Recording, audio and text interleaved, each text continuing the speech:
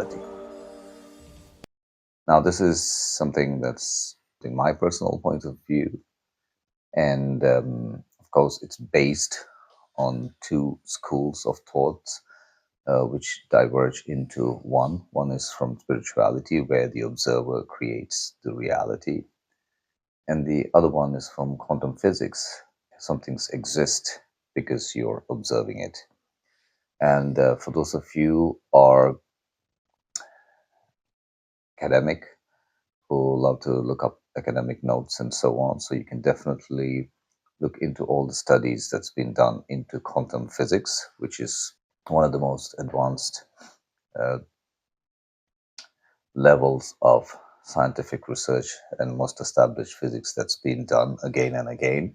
And if you know a bit about quantum physics, you would know that as you observe, so waves change into particles, and when you don't observe, the particles transform into being waves. And this is true with anything like electrons or photons, protons, neutrons, and other types of minute particles. And what we are discovering now is that the entire world, as we see it, is a reflection of what is within our bodies and within ourselves. And if you look at ancient rock formations, they look very much like vitrified human muscles and human bones and human remains and animal remains and so on. Uh, so it's not something new. Most of you know. Most of you know, are familiar with what we call fossil fuel. Um, so everything is a reflection of everything else. So it's not going woo woo or spiritual or something like that, but it's basically just observing the world as it is. And if you see, nothing is, at least from my perspective, coincidental. If you look at the veins in a leaf of a plant, which is very similar to veins in our body. Uh, so, taking all this into consideration and looking at how this could reflect into our professional lives, because at the end of the day, this is a professional podcast, and we are looking at how your belief systems actually change who you are and what you're doing and what's around you. And one of the most profound things that I recently learned was that if something happens to you, and if something good happens to you, then it's nothing to complain about. But if something happens to you that does not resonate with you, that is not in alignment with your desires or what you want, for example, you do not get a raise at work, or you get a letter saying that you have to pay a fine for parking, or you're waiting for some news from the authorities regarding your visa compensation from the government or acceptance into a university or something, where more or less the choice is not in your hands, the decision is not in your hands, or you're applying for a job and you've been to a couple of interviews and you're waiting for that letter saying, or phone call or text or email saying that are you accepted or not.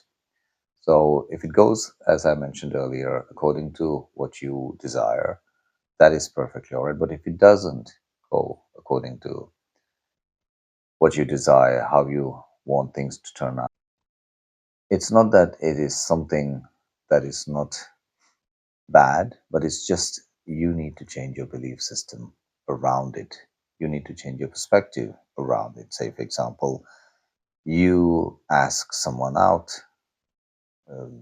potential partner, and this, if this person says yes, it's good. It's nothing to complain about. But if the person says no, so it could, for someone who's in a just taking things as it is, it could be a rejection. It could be same as when you're applying for a job, and if you do not get the job offer. But what we need to understand, it's just your observation of it, because that person saying no could actually be something very positive, because that person could be the worst possible match for you. Yes, that may, whoever you're asking out could look good, look very attractive in your eyes, and so on and so forth, but maybe their personality, their background, maybe what they're looking in life is not resonating with you. And it could be the same thing when you're applying for a job and you go for an interview and they reply and say you're not the person who they selected to go ahead with that particular position. And it could just be that it is not the organization culture that you're looking for.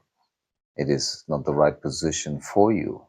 And here is what makes it even interesting, is that as you change your perspective and you add to it something positive, so you always take something negative and add something positive on top of it, saying, yes, I didn't get that job, but most probably I'm free now to say yes to a better position in another organization, or pursue a career on my own, working in a different industry, or so on and so forth. So a rejection always means, or something that does not resonate with you or go according to what you desire, doesn't always mean something negative. It means something better is there.